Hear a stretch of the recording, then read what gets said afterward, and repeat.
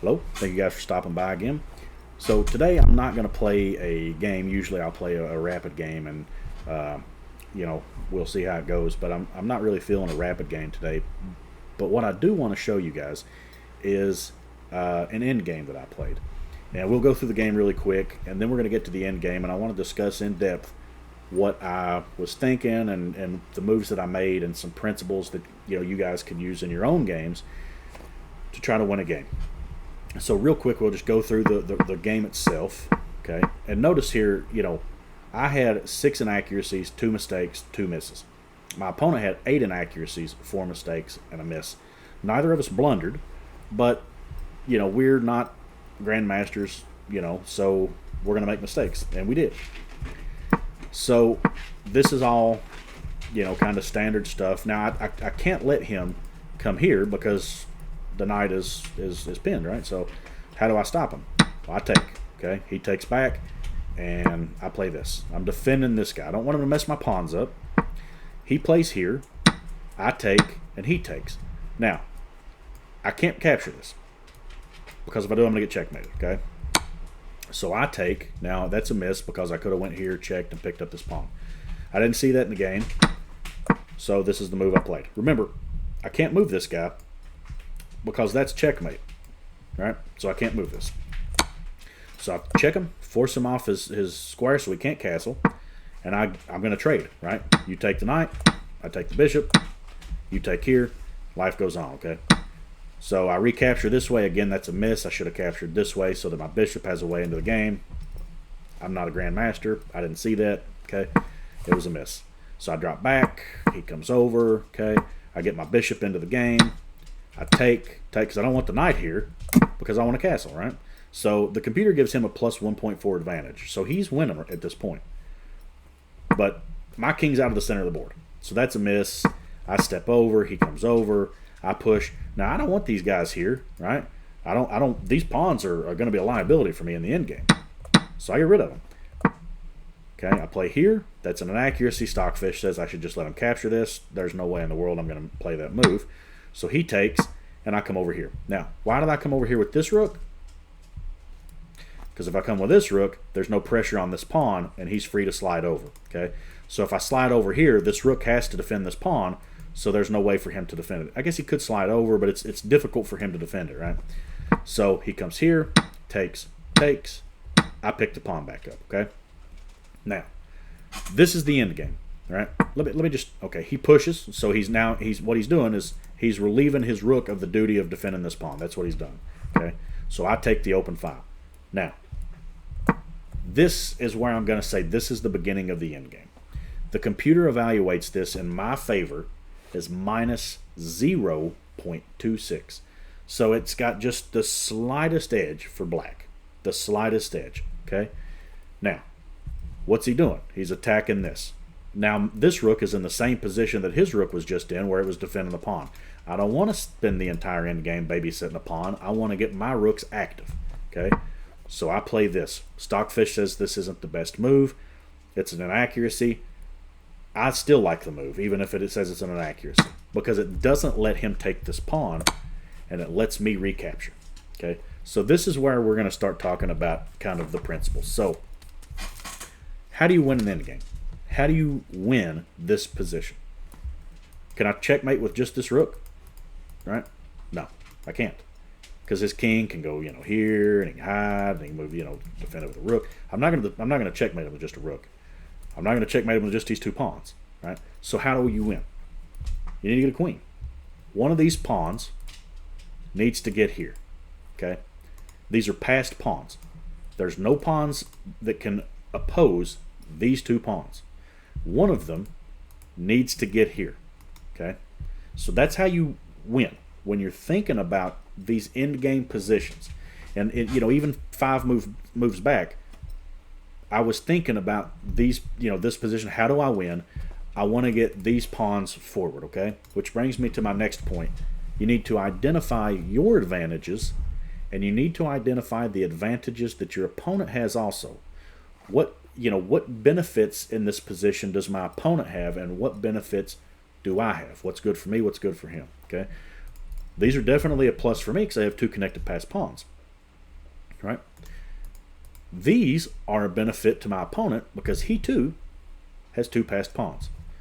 And that's the reason that I traded that rook off and I'm controlling this file, because number 2 is king activity. You want your king to be active in the endgame. So if this guy could pick his king up and put it anywhere on the board, where would he put it? He's going to put it over here because he wants to protect these pawns and he wants to push them. He wants to push these pawns and he wants to use his king to do it. And in me trading with this guy on this file, this king is not going to be able to get over here with these pawns to protect them. So that was the whole logic in playing the series of moves that I did where I traded the rooks and I took control of this file. He's got this file, but these aren't passed pawns. These are your passed pawns. These are your benefit. These are to my benefit. All right? Okay. Next is, rook activity. You want your rooks to be active. Right? You want your rook to be active in this endgame. And last, you want your rooks to be behind passed pawns. Okay? So here is a good square for your passed pawn. If my rook is here and I push all the way up here, I'm going to have to get out of the way to make a queen. Right? That's how I'm going to win. I'm going to make a queen. I got to get out of the way and stop defending it. Right? If I'm here, I'm defending this guy the whole way down the board. So rooks belong behind passed pawns. Not in front, not beside. They belong behind them. Okay? Now, you've got superseding concepts, right? I mean, if this guy, if this wasn't here, right, and he played over, I mean, obviously I'm going to take this, right? So you have to know at what point, in the end game, is it ideal to be behind the passed pawn? When do you want to be occupying the open file? At what point do you quit cutting the king off? But this is kind of just a basic look at this to help you understand some principles and see this in action, okay? So this end game is plus 0.4. Plus 0.4. So it's less than half a pawn's difference between the two of our positions. So it's totally equal here. Okay. So he plays this, and this is a mistake by me. I played here. And let's just go ahead and get that out of the way. The idea was, how do you defend this pawn? That's what I was thinking. How do you defend this pawn? Well, you push it, right? I mean, I don't know what I was thinking. I'm 1,300, not 2,300. I had a moment, okay? All right, so king activity, right? I'm not active here. I want to get here. Just like this king wants to get here, my king wants to get here. I want to connect with these passed pawns. I want to get with these passed pawns, and I want to push them, okay? So he plays this. Now, what's this do? Does this stop me, right, from getting over here? No, it doesn't. It's a free move for me to go over here because now I'm going to step up. That's where I wanted to go to begin with. You didn't stop me from doing that. Now, if you'd played that instead of making this pawn push, then you've got an argument for that being a good move, right? Because now my king can't get active, right? You're following the principles too. You're cutting my king off. I'm cutting your king off. I'm cutting your king off, right? But that's not what he did. So now he's let my king get over here with these passed pawns. So he plays back, and what do? I have a passed pawn. I push the passed pawn. Okay, that should be number one in your mind, because the farther that these pawns make it down the board, the more pressure is on your opponent to stop them. We're in a race. We're racing, right? Before I make this move, I'm 4 moves away from getting a queen. You're 5 moves away, right? But it's not a huge difference, but I'm going to push these pawns. You have to push your passed pawns. So I do. Now I'm 3 squares away from getting a queen. Where does the rook go? Here. Now that's his best move, right? He's stopping this. But I step up. Now my king is just coming up the board. I'm pushing my passed pawn, and I'm bringing the king with it because I need to get a queen, okay? My king is active. I'm pushing my pawns, and that's what you should be doing here, okay? So he pushes his passed pawn too. It's a good move. That's what you want to do. All the this over here, this over here, that didn't help you. This is your advantage. Remember, identify what advantages you have in the position. And in this position, you've got 2 passed pawns. And what should you do with passed pawns? You should push them, right? So that's what he does. He pushes the passed pawn. So with all that in mind, where's the best place for this rook to be? If I could pick this up and I could put it anywhere on the board, where would it want to be? Right? Here. The computer says that's not the best move. It says that E4 was best. I don't like E4 because then he's able to get over here. But the difference is 0.04. Right? The difference is 0.04. So a very tiny difference between this and the best move. I do not want to let him get over here because this is his advantage, and I want to make it as difficult as I can for him to use his advantage to the fullest benefit, right? So I can't take this advantage away from him right now, but I can make it difficult for him to use it, right? But on the contrary, my king is active and it's with my pawns, and it's hard for you to stop me from pushing these up the board, okay? So he pushes his passed pawn. The computer says this is a mistake. Also, in this position, the difference here in the game is 0.04. The move before that, this is 0.00. This is a dead even game, dead drawn. So I didn't come into this end game with an advantage. This is a dead even end game. We've got the same amount of pawns. We both have 2 connected passed pawns, right? So what's the difference in the game? You know, I mean, he's got his advantage. I got my advantage. Okay, so I mean, there's nothing here that But the reason I play this move is I'm defending the 7th rank and these pawns, and I'm still maintaining the blockade on his king. So my rook is incredibly active here. I can go to any of these squares whenever I want to. But look at his rook. Staring at the side of this, right? He could go here, he could go here, he could go here, he can go here, he can go here. He's got 5 squares that he can go to. I have more than that just on this file alone, right? I mean, so, well, not technically because he can take me, but the point is I have control of these squares, okay? So he pushes here. I don't understand why this is a mistake, really, because he has a passed pawn and he's pushing it. G4 is best. Okay. I don't... Okay. But he's pushing his passed pawn, so he is following the principles here. So what do? Push passed pawn. That's what I'm going to do. You give me the opportunity, I'm going to push passed pawns. But the difference here is minus 1.65 now. So I have the advantage. So look, who's closer to getting a queen? I am. He's 4 squares, right? I'm 3 squares. At its most basic, we're in a race to get to the 7th rank, or the 1st rank, or the 8th rank, and I'm winning. Okay, so I've got an advantage. So he plays here. Now, what does this move accomplish? Does that help him advance these pawns forward? Does that stop me from advancing my pawns? No. So this is an empty move, and it's going to give me the opportunity to play a move that I want to play, which is pushing my passed pawn. So what do I play here? I play my king over here. Remember, my king's active. Look at this king, right?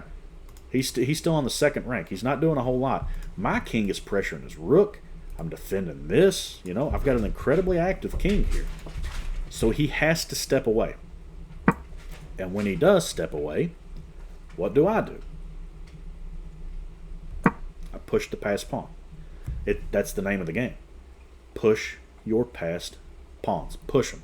If you have passed pawns and you're in an endgame, if you're not thinking about how do I push that passed pawn, you're thinking about the wrong thing. You need to push that passed pawn. Now, I mean, look, if his pawn was right here, I mean, okay, maybe you need to be thinking about how you take that. But in a position like this, I've got passed pawns, he's got passed pawns. I want to get there first, right? Because I have a queen and now you don't. So, push the passed pawn. And the idea here, he wants to check me, okay? I don't, when I'm here, he plays over, and the idea is, I'm gonna check you, and then now your king's here, and you're trapped, and right. So I play here, okay. He comes over, I push my passed pawn. Again, he's just shuffling here, right? He played this check over here. He had to stop this pawn. Now he's over here. He's back over here. Now look how active this rook is. He can go to this square, this square, this square, and that's it.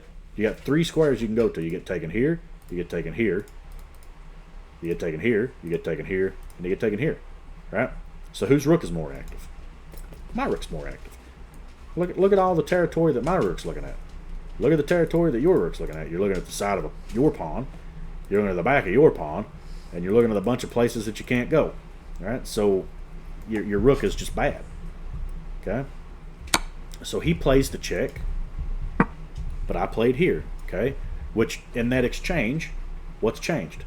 My pawn got closer to its goal. Because remember, if I'm going to win this game, one of these 2 pawns has to get to one of these 2 squares. And in order to do that, you got to push him, right? So he's here again, staring at these squares. That's what your rook can see. The back of this pawn and the side of this pawn and a bunch of places you can't go. So his rook's not terribly active. Okay? So I slide over. He pushes his passed pawn, which, again, the computer, every time he pushes the passed pawn, the computer's like, hey, that's a good move, yeah. And then when he does this, this nonsense over here, he's shuffling around, the computer's like, I don't know about that, buddy. Right? But when he pushes, the computer's like, yeah, that's a good move. So I push my passed pawn again, right? I got a passed pawn. I'm going to push it. He steps up here. Now, look at the computer evaluation now. It's minus 4.93. So it's basically saying that I'm, in effect, playing with an extra rook here. I'm up the equivalent of having an additional rook on the board. I mean, I'm in a dominant position now because I followed the endgame principles and he did not. And because he didn't, he gave me several moves that I wanted to make, like he came over here and that cost him a move forward, right? He didn't cut my king off and that let me connect the king with him, right? So he decided to make this push, which gave me access to this square and let my king get involved in the game and get active, right? He came over here. That let me make an extra push for free, okay? So he's making a bunch of moves that's not stopping, what I want to do and not helping what he wants to do. He's making empty moves, and I'm not. I'm not pushing this pawn and trying to trade and shuffling around and giving a check for no reason, or any of that. My rook hasn't moved. It stayed right here defending this, keeping the king cut off, and I'm pushing my passed pawn. That's all I'm doing. I'm just pushing I got passed pawns, and I'm going to push them. That's my advantage in this situation. His advantage is his passed pawns. He's not been pushing them. My advantage is my passed pawns, and I'm pushing them, and now I'm winning. Significant. So, he plays here, and I check him. Okay? So, that's forced. That's your only move. Okay? And it drops this pawn. Now, the computer doesn't like this move. Computer doesn't like it. The computer wants you to check him again. And I think it was like this, and then then you start pushing. I don't really care for that. I mean, it's not a bad move. I mean, the computer's obviously better than I am, but you lost material, right?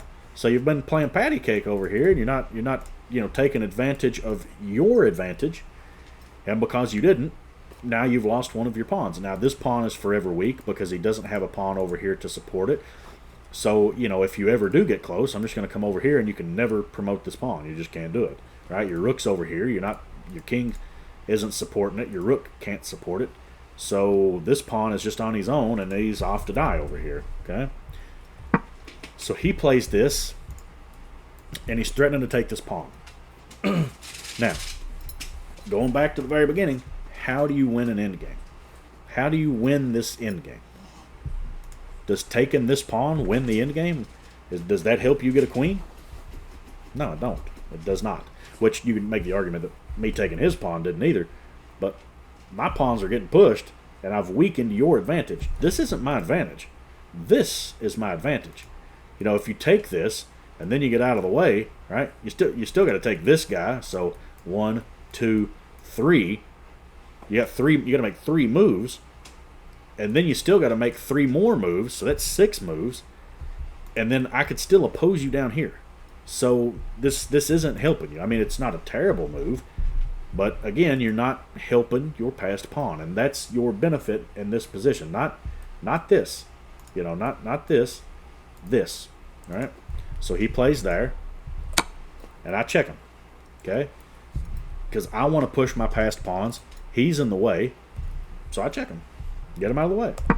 So he plays here. And this is a bad move. This is a bad move. And the wheels come off the bus from here. The king is defending this square, which means now you could take this, right? The king can take this pawn. Because if the rook goes here, I can't take it because the king is there, right? So, okay, I have to do something about that. I play check. All right? Now, look at his king. Look at his rook. How active is his rook? Okay. You can go to these squares, and you can go to this square.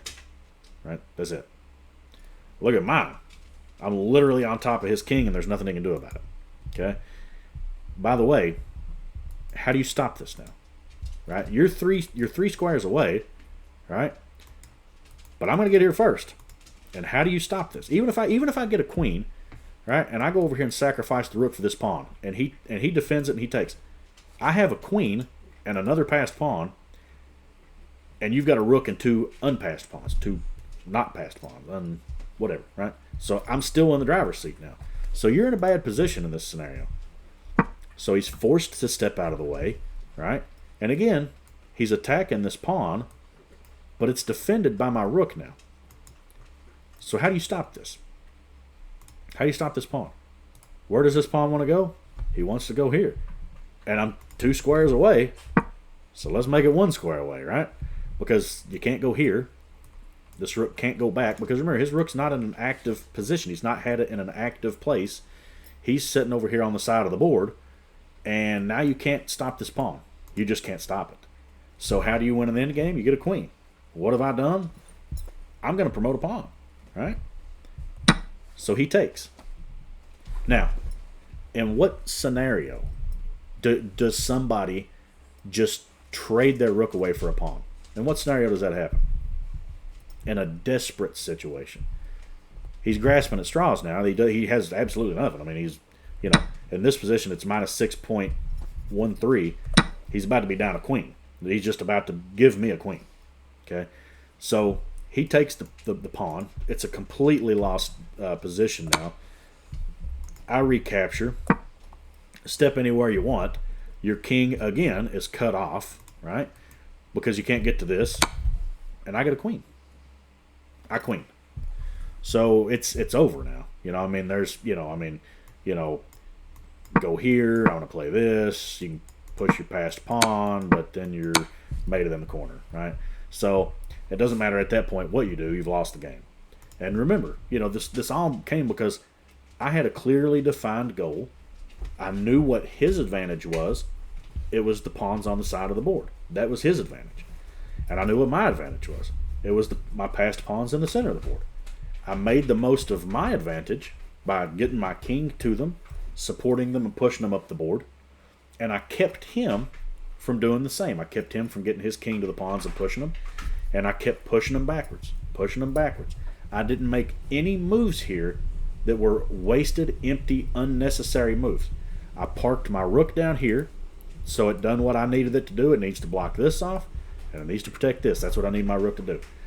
And once I got into a position that I had a better job for it, then I moved it. But I didn't just shuffle around aimlessly, giving checks that didn't matter, that didn't help me, that didn't improve my position or help me accomplish my goal, which was to promote my passed pawns. So he made those empty moves. I didn't, and I won the end game because of it. Now, again, I'm not, like I said, I'm not, a grandmaster or anything like that, but this end game was 95% accurate. I played a 95% accurate end game. So I made the bad rook move.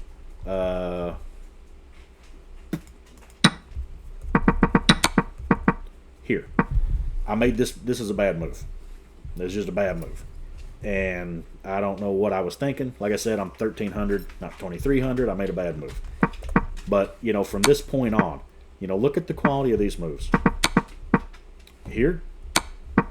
I'm not doing anything fancy. I'm not, there's no queen sacrifice. There's no, trade of the, bishop for a rook and a beautiful tactic. I'm not doing anything special. I know what my advantage is. It's these pawns. I know what his advantage is. those pawns. I'm trying to stop you from using your advantage and make the most of my advantage. That's all that I'm doing. I got my king to the center, right? And I'm pushing these passed pawns. Look at this.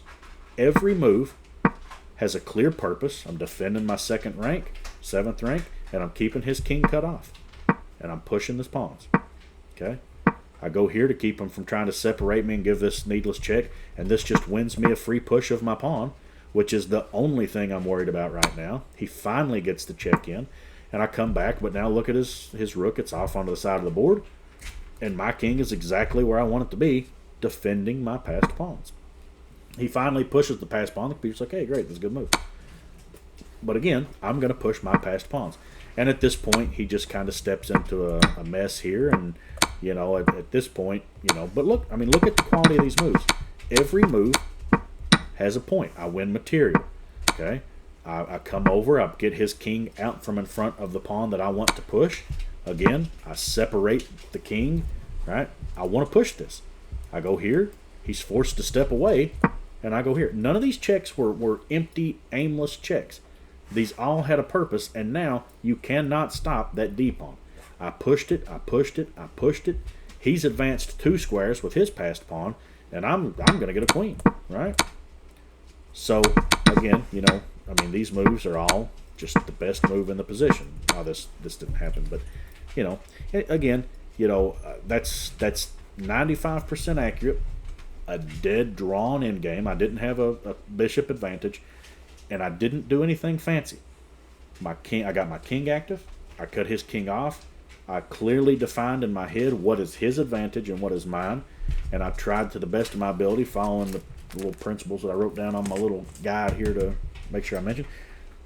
I followed those principles and won the game. I ground him down in an end game. So, anyway. Maybe you guys can take advantage of that and employ some of these ideas in your own game. I just want you guys to see them in practice and see them in a game, and maybe you guys can put these in practice in your own games and get some wins here from these kinds of positions. You know, so thank you guys again for stopping by and watching this, and like, comment, subscribe, all the things, and I'll see you all in the next video. Thank you so much.